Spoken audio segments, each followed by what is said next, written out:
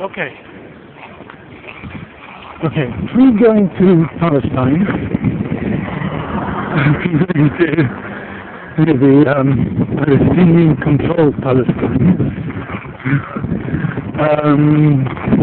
People kind of tell me that is a sort of,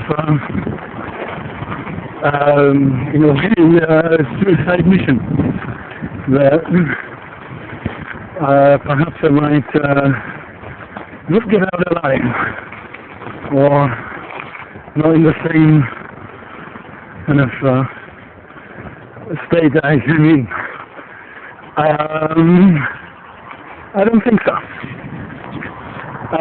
However, I will, take people's advice and decide to, hey, I can have my own, if you like, suicide mission video. Yeah? And this is the beginning. We are seemingly in a place called Tel-Aviv, and it should, well, I'm recording this from the phone, and hopefully the occupation army headquarters will come into view shortly. The reason, okay, so that's in a sense where we are. We're going to go up and down here. So, this is my sort of suicide note, I guess. I don't. I understand that people feel very sensitive and fed up with the occupation and with anything that might look like anything to do with the occupation. We are occupied as well in Brighton by capitalism, and it's a different sort of occupation, but occupation it is. So perhaps I can understand where the kind of fed upness comes from. Slightly, I'm not saying that it is the same. I'm just saying that there might be some similarities. People have similarities, but they're not the same.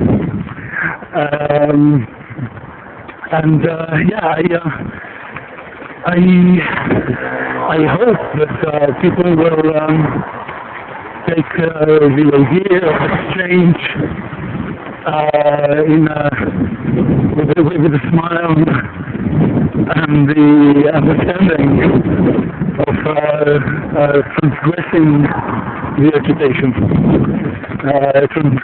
the transgression of borders that is in a sense embedded with the whole project, and hopefully it will become a sort of practice that will enable lots of other people to transgress different borders. So in a sense, we have the transgression of the politically made border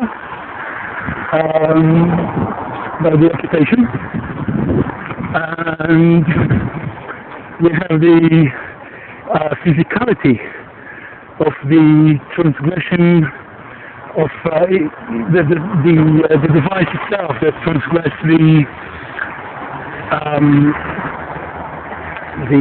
the whole understanding, if you like, of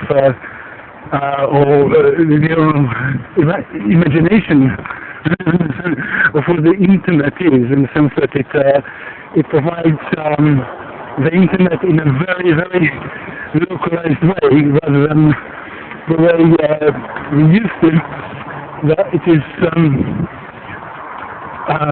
it's a global thing. and in a sense, a global, like, you know, in the having the globe sense, phenomena or technology, sorry.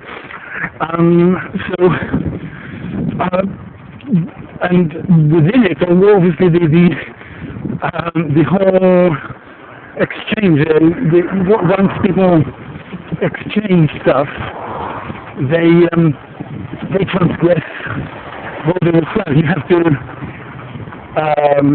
in order to say, hey, you know, I'll give you this and you give me that. That's in terms of at least perceived or pre-perceived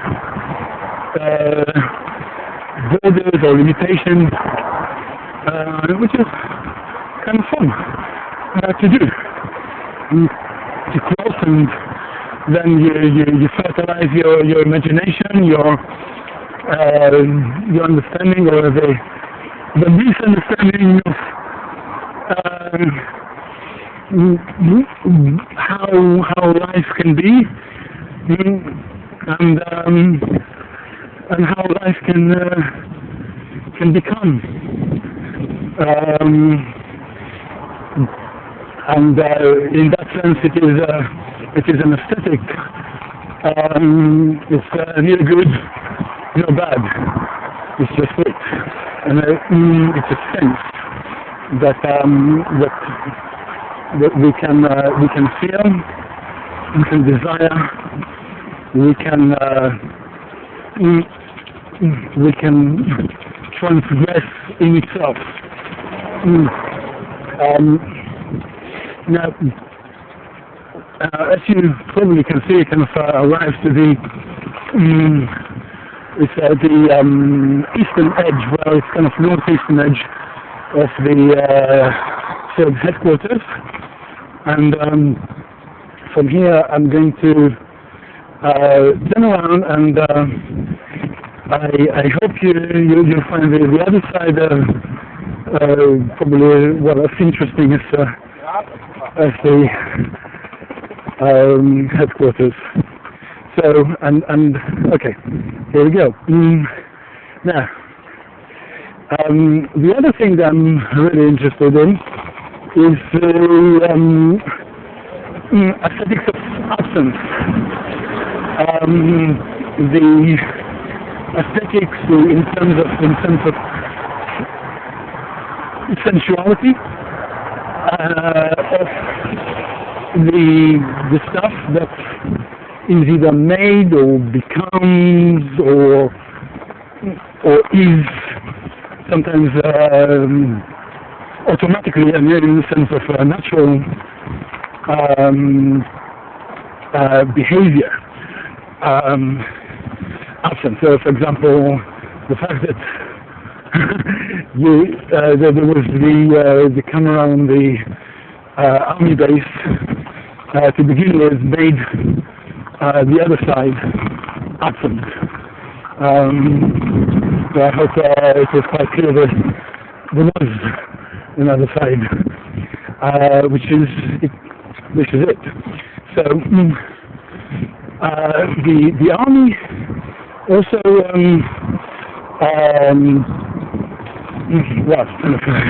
declared that any kind of photo shooting of the base is sort of illegal, so made the whole photography of it visibly absent in the absence aesthetics, if you know, language. The whole side, this side of it, is also absent from Israeli propaganda, of course, because they talk a lot about people being within or fighters being in built areas, in civilian built areas. So here we have the top HQ of the power that subjects everybody else to its will, and its will becomes the oppression, or the tool to oppress, and the tool to enforce its own self-generated truth, in a sense. That power can make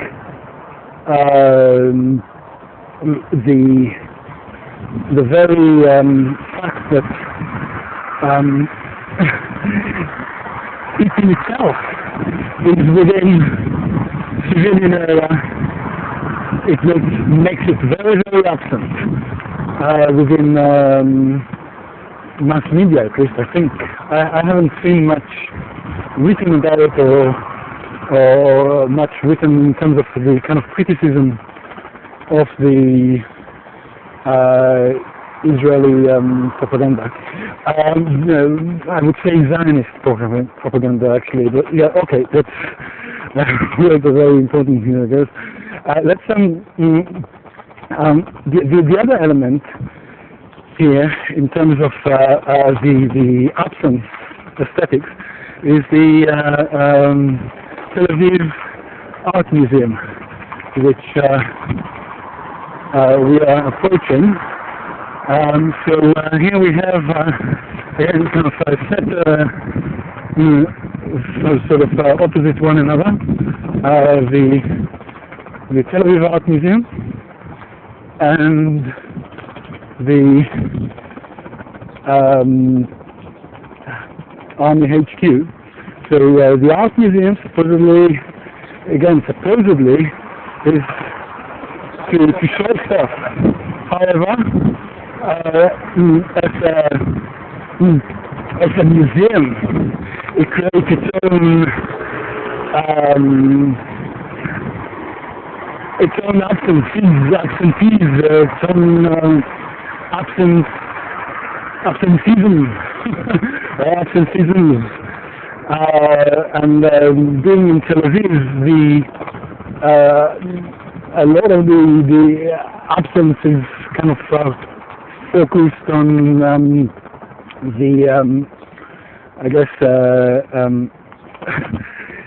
the people in the Jewish Israeli community that need to be seen less due to the color of their skin, or due to where their parents came from, or due to who their parents and grandparents might have been connected to and with. And obviously there's the other community, the Palestinian Israeli community, that in many ways are shunned from the Israeli artistic canon. And there will be the token ones, but very, very select and very, very much based on a certain preconceived ideas. Now, so that's the absence. I hope that in a week's time I will not be absent. I will just my sense of like going into a shore, the sense of people that I spoke to them, as if I'm going into a shore kind of suicide mission, so that will be proved as one mistake.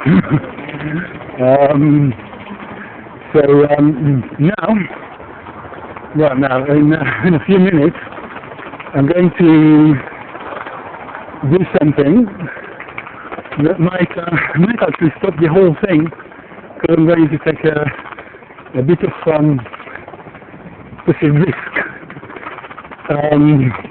It's a risk that I've taken before. I have some recordings. I'm not sure where at the moment. But that doesn't matter. The risk is basically based on going to speak with people about how they might imagine this Israeli army, occupation army headquarters. How do they imagine these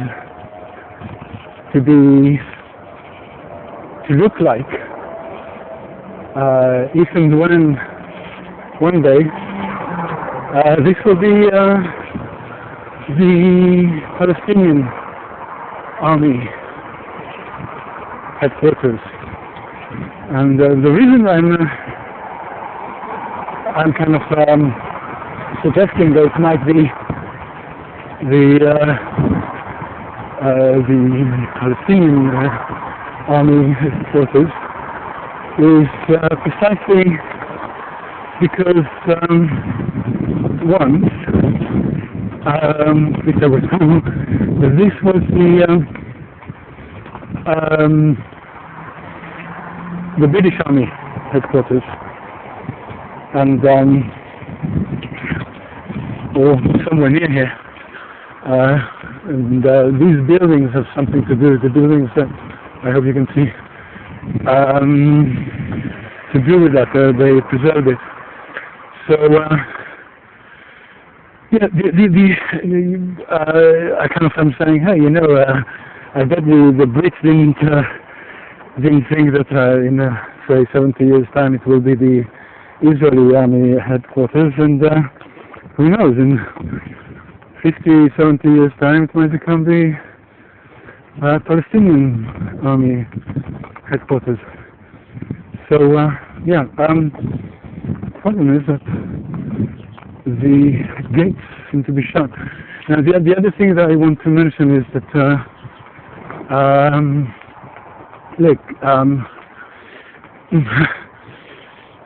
it began. This recording began with I understand where people come from in terms of feeling occupied and feeling a bit, like fed up and tense because of it. But that, in that sense, I don't condone violence. The violent acts do not help a cause. The opposite. They hold in terms of they hold the cause that you want, but as much as you might be right,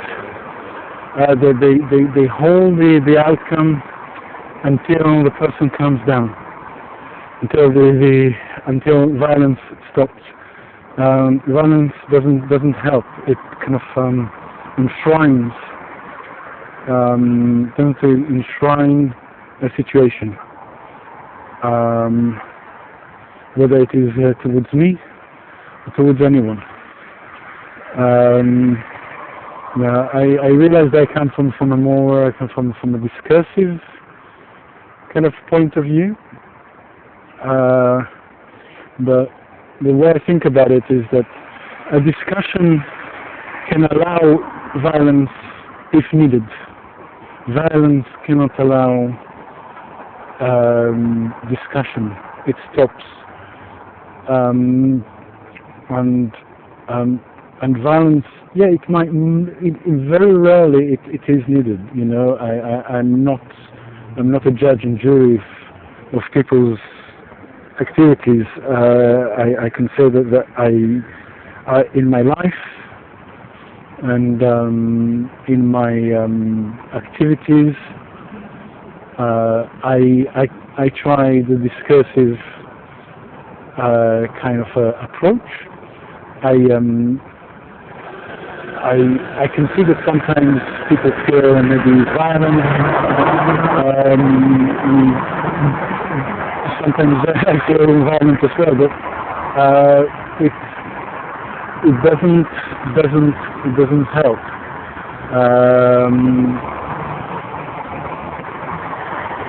That's it.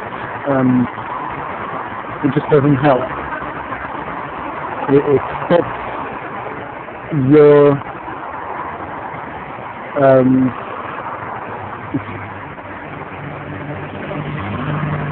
it stops you from achieving what you want. You go into a very, very different level of actions and reactions. So yeah,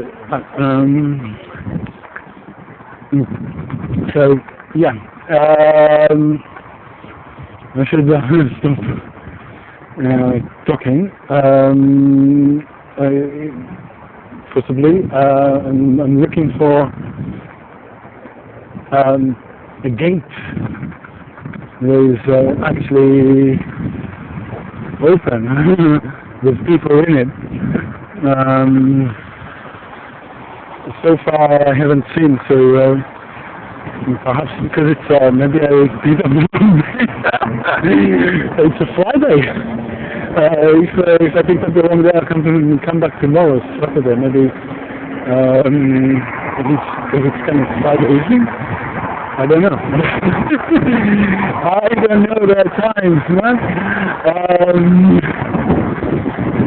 So yeah, let's turn the corner here. In a sense, maybe that's what they have. They have instead of people, they have these cars. This religious thing here with soldiers looking to find the people that will transgress their sensitivities. So yeah, I don't know. I think there's one gate under this bridge on the left-hand side. Yeah, let's hope this one has people in it. I will put the camera in my I have this plastics in the pocket, so they will not know if I'm taking shots, recording anything, and hopefully be able to speak on the other side. Cheers.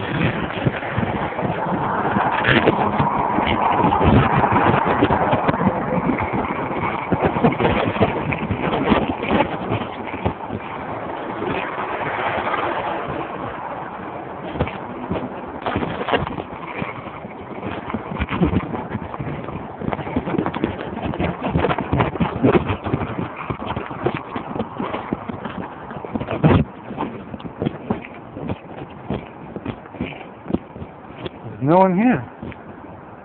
Wow. I thought this was the main gate thing. Wait, there's some people there.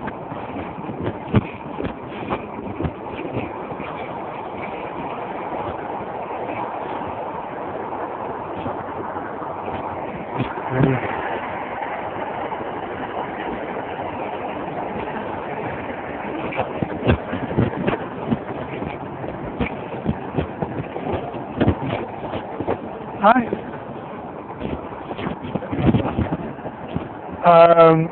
Yeah, I hope I could speak with some people. Or do you want to speak? Anyone, really. Don't. Oh, sorry. Yeah, the thing is that I just, you know, the architecture. Oh. Yeah. you know the architecture here? It changed. You know that they moved the buildings. They moved the buildings brick by brick. Here? Yeah. The old buildings that the British built. Oh, okay. Yeah, on the left. Yeah. I think they are still over there. Yeah. They're over there, but they kind of moved them because it's kind of like historical. Yeah. So, what I was wondering is that you know, and then there is building. Yeah. No, so because this was the British Army headquarters. Yeah. So I just want to ask people, you know, if it became the Palestinian Army headquarters, you know, how would you imagine this to be looking like? I wouldn't imagine it. You wouldn't imagine it looking like? Because it will not be the Palestinian. Sorry, what? It won't be the Palestinian army base. Yeah. You don't want it to be the Palestinian Army base, but I mean, just kind of, because I'm wondering, the you know, we the British, we never imagined the Israeli, the Jewish Zionist terror groups will become the local army, and they have, yeah. So, and obviously you don't. Yeah, I dig that you don't want it. So you're from Britain? Yeah. So you come for like visit Israel or? Yeah. I'm visiting, traveling around. Oh, yeah. And obviously you guys, you got some fantastic buildings over here, yeah. And you know, in terms of the size and the architecture. So, for example, would you imagine when it becomes Palestinian army, do you think that they will kind of move these buildings like you guys did with the British? Actually, I have no idea. You have no idea? I didn't thought about it. When you were speaking. Okay. But I have to go. Yeah, sorry. So can I just ask you another question? Just it sounds stupid, but the green and white flag thingy, what does it mean? It's just identification tag. All right. For security system. Oh, Yeah. it looks like a flag. No, it's not. It's not a flag. Okay. Identification. Just identification. Okay. Yeah. Okay. Yeah. Cool. Thank you. Yeah. Thanks for your time and attention. Yeah. Have a lovely weekend.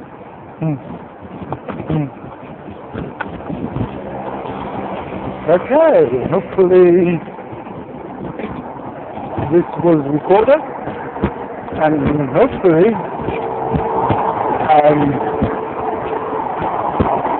came out. I'm going to leave the phone in the pocket. I'm not going to take it out because I don't want. I'm not sure any sort of security cameras honed on me. He's just playing with his recording device. Oh wow! So I will. I'll wait until I pass that traffic light. Well, you know, I'm on the other side of this one. I went to the Israeli HQ, the Occupation Army HQ, and this time it was fairly friendly, I have to say, because there was a time they wanted to arrest me. And they brought the army police or something like that, or some other thing. They wanted identification. I don't have identification, because I don't go with this kind of thing. And I had some harsh words. Never come here. You know my job here.